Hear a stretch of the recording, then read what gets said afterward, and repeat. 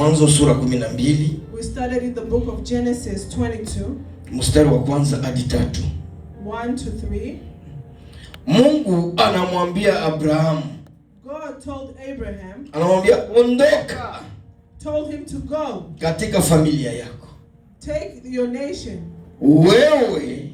You. Na mke wako. You and your wife.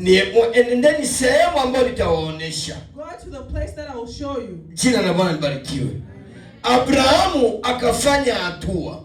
Abraham took the step. Akaondoka. He left and went. Wakati aliondoka, when he went, alitaka tatizo njiani. He wanted to be distracted in the way. Maana alitembea na mzigo wenyewe sio yake. Because he was carrying a burden that wasn't his. Katika ahadi za Mungu, in God's promises, zile ahadi ni zako wewe. Those promises are yours. Na kizazi yako. And your birth line. Jina la Bwana libarikiwe. Amen. Wakati tunaondoka, when you are living, vule vote uchafu.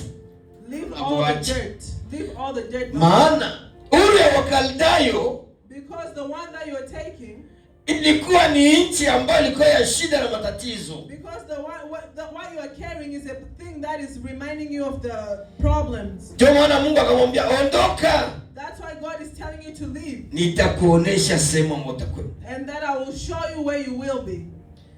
Na akamwambia pia. And also God told him, katika kubariki nitakubariki. I will bless the one who blesses you. Na uzao wako. And your birth line that's to come. Nitakufanya kama vile mchanga wa bahari. Jina la libarikiwe. I'm going to make them numerous. Maana ni uzao wa ahadi. Because it's a promised birth. Ni sharti ile uzao ya ahadi itembee katika baraka za Bwana. Jina la libarikiwe. That generation that was promised must walk in the blessings of God. Kuko wengine zile ahadi za Bwana wanaziharibisha wenyewe. There's people who make the promises of God to leave them. You look at your husband and ask yourself, what kind of man is this that I'm married to? When you loved him, did you know that he was a man? You know, just by a small thing you can destroy something that God has given you, that has blessed you. Katika hizo ahadi za Mungu zenye Mungu anaitia Abrahamu, promises of God that was prepared for Abraham, alipimwa. He was tested. Alipimwa Abrahamu kwa zile ahadi zote, alipimwa ili wazifikie. Tested before he got to that promise. Kipimo ya kwanza ni Mungu alimupa. The first test that God gave him, wakati amemzaa Isaka. When he birthed Isaac. Sasa tutasoma kwanza pale kabisa. We are first going to read that. Tusome Mwanzo sura 17. We are going to read Genesis 17. Mstari wa 19 hadi wa 21. 19 to 21. Mungu akasema, sivyo, lakini Sara mkeo atakuzalia mwana wa kiume, nawe utamwita jina lake Isaka. Nami nitafanya agano langu imara kwake kuwa agano la milele kwa ajili ya uzao wake baada yake. 20. Na kwa habari za Ishmaeli nimekusikia, nimembariki, nitamzidisha, nami nitamwongeza sana sana. Atazaa maseyeti 12, nami nitamfanya awe taifa kuu. 21. Basi agano langu bali agano langu nitalifanya imara kwa Isaka, ambaye Sara atakuzalia majira kama haya mwaka ujao. Amen. Jina libarikiwe. Unaona Mungu anamwaidia. You see, this is something that God is promising him. Juu ya agano langu lako pia Isaka. Because of the child that you will have, Isaac, nitaitimiza. I will do it. Jina la Bwana libarikiwe. Ulisikia anasema juu ya babake na Ibrahimu? Did you see him talking about Abraham's father? Wala alisema juu ya nani? Or did he talk about somebody? Juu ya Isaka. Jina la Bwana libarikiwe. Because of Isaac.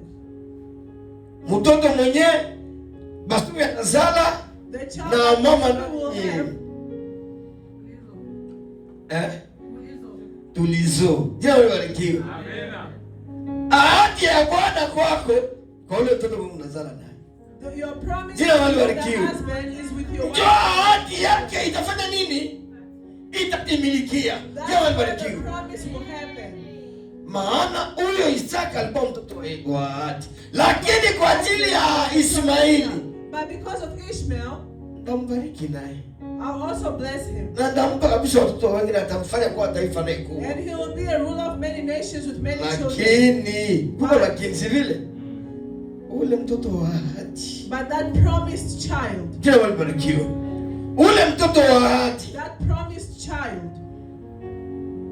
Mungu akamwambia sasa, akampima Ibrahimu, tufanye nini? God tested Abraham, what should we do? Nenda ukanitolee huyo. Go and sacrifice. Ule mwanao wa pekee unitolee naye. That only son of yours, sacrifice him to me. Nikizani Abrahamu angeambiaka Sara ile neno, ingetimilika basi. Abraham had told Sarah that thing, it would not have happened. Ukamata tu katika $10, aka $10 nataka tumia fulani ba. Unataka kuiba kitu kwa anakata. Mama alikuwa mpigae mnyumba. Lakini ajue kama ile kitu yenyewe wanataka kufanya, mko amo faida mingi. Woman, you are pitting yourself against your husband. Ahadi ya Mungu kwa wanadamu going to bless you. ni ya milele na ni ya amina. God's promises to mankind are yes and amen. Basi huyo baba akapanda kwa mlima. And then this man went up the mountain. Wakati alipanda mlimani Moria, when he climbed mountain, njia mtoto alimuuliza. On the way the child asked him. Mtoto anamuuliza baba. The child asked him, Father, moto huko. There is fire here. Kuni ziko. There is a coffin, a burial site. Sasa kondoo ule wa kafara yuko wapi? Where is the sacrificial lamb that we are going to? Kondoo ule wa kafara yuko wapi? Where is the sacrificial lamb? Baba yangu, muimani tunakutana vitu vingi. In faith we come across a lot of things. Mwazile ahadi za Mungu tunakuwa na matatizo mingi. In those promises of God there is so much suffering, so many problems. Kama hujui jinsi ya kuichunga, and if you don't know how to keep him, unaharibisha pale pale. You are going to destroy the whole thing. Maana Mungu alimuumba mwanadamu. Because when God created man, alijua kama huyu mwanadamu na muumba. He knew that when I'm lakini siku moja ataanguka dhambini. But one day he will fall into sin. Kitabu cha Warumi. You look at the book of Romans. Utaenda kwa ahadi ya Mungu Mungu anamwambia ule kitabu cha Ufunuo. In the book of Revelations 13. Mstari wa Revelations 13. Inaonyesha kama huyu tangia misingi ya dunia kuumbwa. It just said that from the beginning, before earth was there, God was already there. Abrahamu hajazaliwa. Before Abraham was ilikuwa ni ahadi. That promise was there. Ya kuwa atamtoa.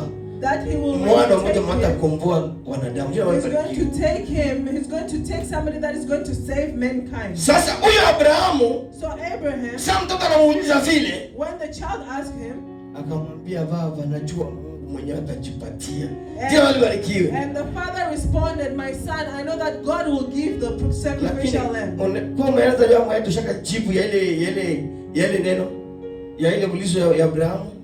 Do you know the way he got that? Ile jibu ya Abrahamu. That answer ilitolewa baada ya miaka 2025 kupita. That answer was taken after many years. Was given after many years. Niona wacha kidole nani? Yohana Mbatizaji ndio alitosha jibu. John the Baptist is the one who gave the answer. Nani Abrahamu alisema najua Mungu mwenyewe atajipatia. Because Abraham said, I know God will give. Yohana Mbatizaji sura 1 mstari wa 19 kitabu cha Yohane. Anasema hivi, tazama mwana kondoo wa Mungu. He said, look at the lamb. Anayeondoa dhambi za dunia walibarikiwa. God is taking away the sin. Ahadi za Mungu zinakuwa na matatizo kama hauzishiki. God's promises have problems. Ndio walibarikiwa. Kama utembea katika njia za Bwana, ahadi za Mungu zinakuwa na matatizo mengi. Even if you're walking in God's promises, you'll come through a lot of problems. Unajua ahadi yenye Mungu aliaitia mwanadamu, ahadi ilikuwa ya kwanza ni ahadi gani? What was God's first promise? Tunasoma katika kitabu cha Luka sura 1 mstari wa 32. We'll look at the book of Luke 1:32 to 33.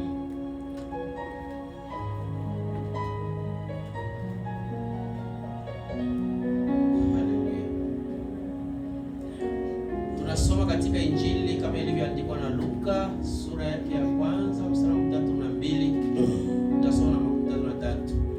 Tunaanza 32, nasema ya kwamba huyo atakuwa mkuu, ataitwa mwana wa aliye juu, na Bwana Mungu atampa kiti cha enzi cha Daudi baba yake. 33. Ataimiliki nyumba ya Yakobo hata milele, na ufalme wake utakuwa hauna mwisho. Amen. Jina la barikiwe. Mungu anaitia mwanadamu sasa, huyo atakuwa nani? Mkuu. Si vile? God has promised the humankind that the Most High will be given. Ataimiliki nyumba ya nani? Ya Yakobo. Ni nani huyo? Reign over Jacob's descendants. Ni nani huyo? Who's that? Yesu Kristo. That's Jesus. Jina la barikiwe. Huyu njoo hadi ya kwanza Mungu anamwambia atamkomboa mwanadamu katika shida na matatizo. Jina la barikiwe. This is God's first promise that he will save mankind from problems. Kama unatembea katika sheria na haki za Bwana, ahadi za Mungu utaziona. If you are walking in God's ways, you'll see God's promises. Kama unatembea katika ahadi za Mungu, if you are walking with God's ways, ile ahadi ya Mungu inatufanya kuwa kweli na haki kama tunatembea ahadi zenyewe. Because that God's promise is going to make you to be just and right and barikiwe. Ahadi za Mungu ni tofauti. God's promises are different. Ni tofauti na sheria. Tusome kitabu cha Warumi. We're going to look at the book of Romans.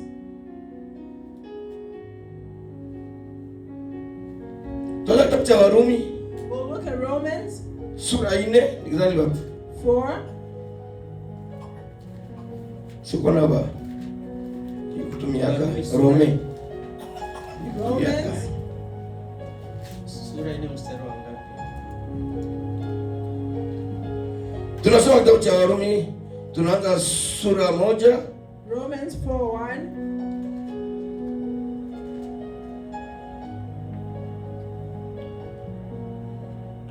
Anza sura 1 pale mstari wa kwanza hadi wa pili, tuangalie. Barua ya Paulo kwa Waroma sura yake ya kwanza mstari ule wa kwanza inasema ya kwamba Paulo mtumwa wa Yesu Kristo aliitwa kuwa mtume, akiwekwa kuhubiri habari njema ya Mungu. Romains 4:13 says.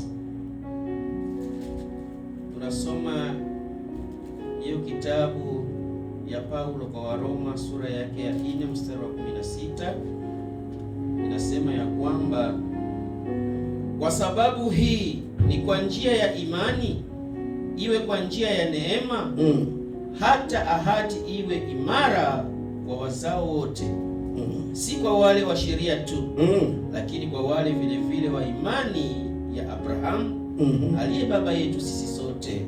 Amen. Amen. 16 mpaka 16. Ndio 16. 16.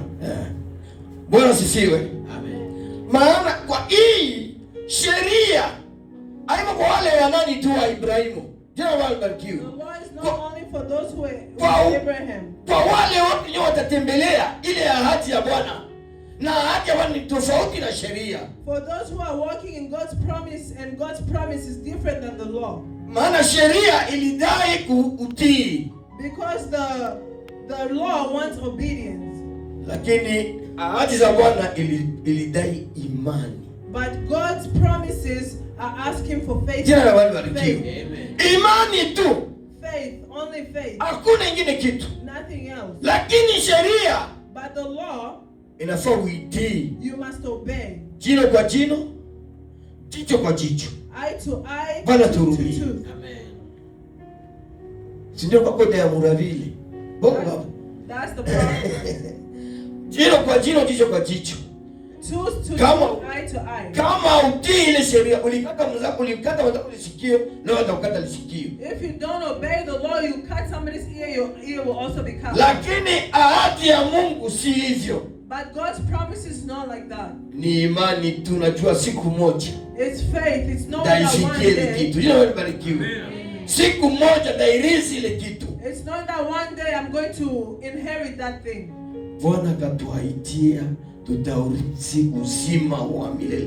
God has promised us that we are going to inherit everlasting life. Ushasikia mtu anataka kule kukwambia ile ahadi ya milele tuliona kwa hivyo. Ushasikia mtu anakuambia? Have you ever seen somebody telling you what the. Lakini imani niko nayo. But the faith that you have. Unajua siku moja na mimi ile mji mtakatifu naingia. You know that in that righteous land I will get in. Tuko na baraka mbalimbali yenye Mungu alitupatia zile ahadi zetu. There are so many things that we have in those promises. Lakini ile ya kuingia katika mji mtakatifu ni ahadi nyingine. But the one for getting into that righteous land, that's a different promise. Ukitereza kidogo mama yangu, ile imani na ile ahadi unaipoteza. If you slip and just a little bit where it's slippery, you're going to lose the faith and the promise.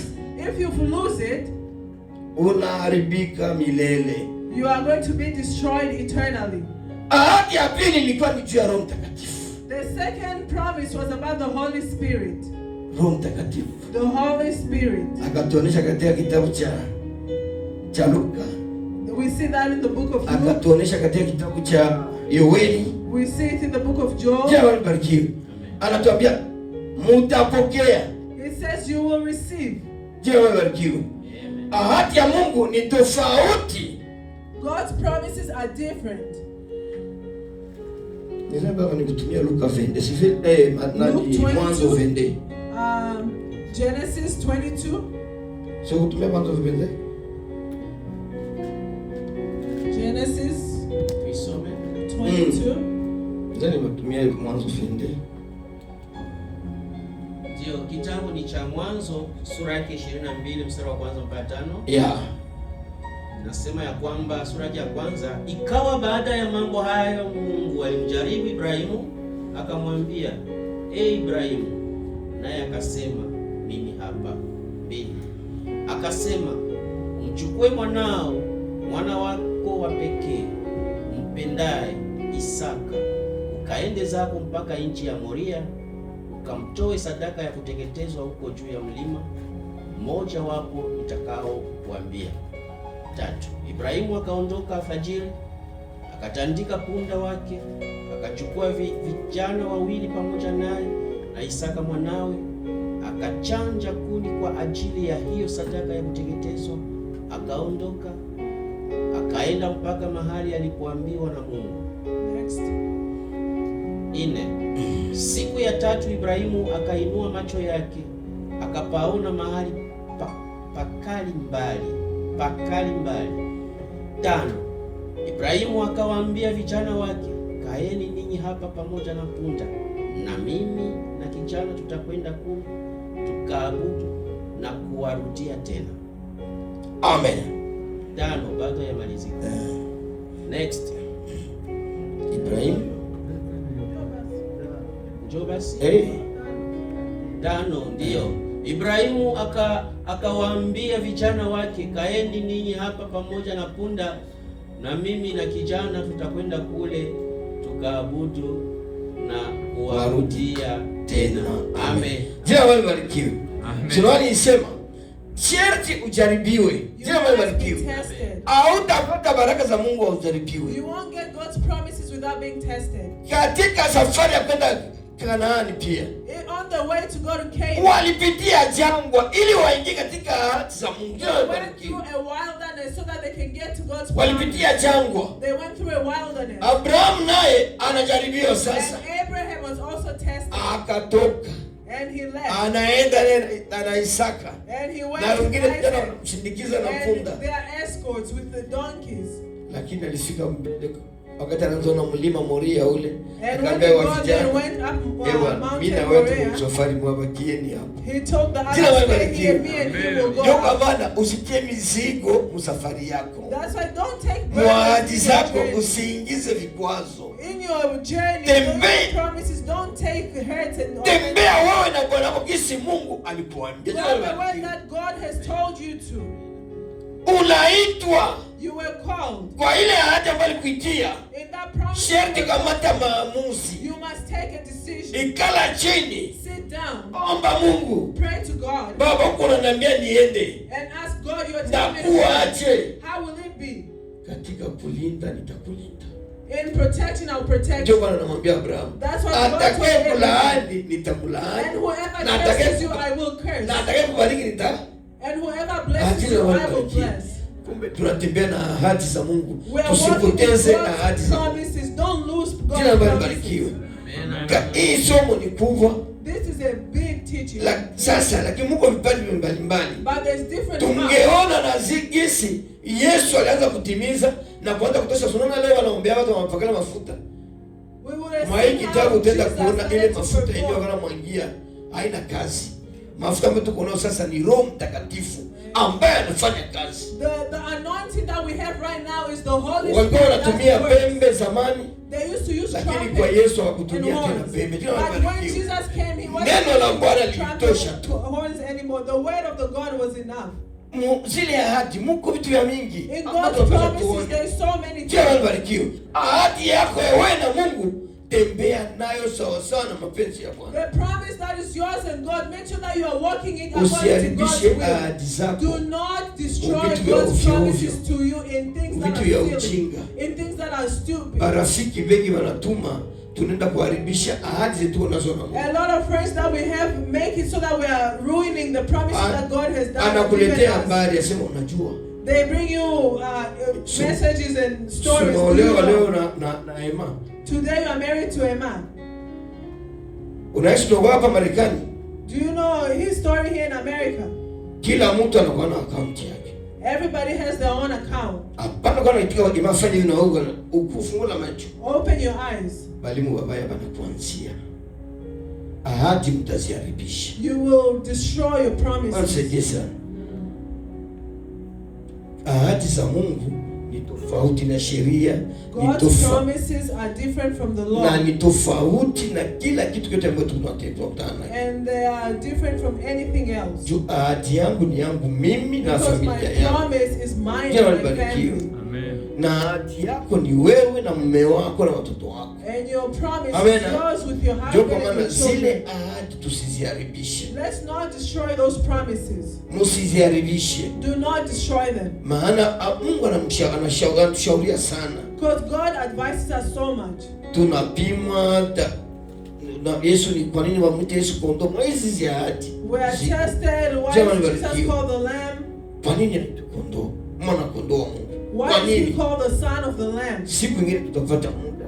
When we get time, we'll touch on that. Atubariki. Amen. God bless us. Tusiharibishe ahadi ya Mungu. Let's not destroy the promise of God. Amen. Tusiharibishe ahadi ya Mungu. Kila mtu asichunge kabisa ahadi zake. Amen. Amen.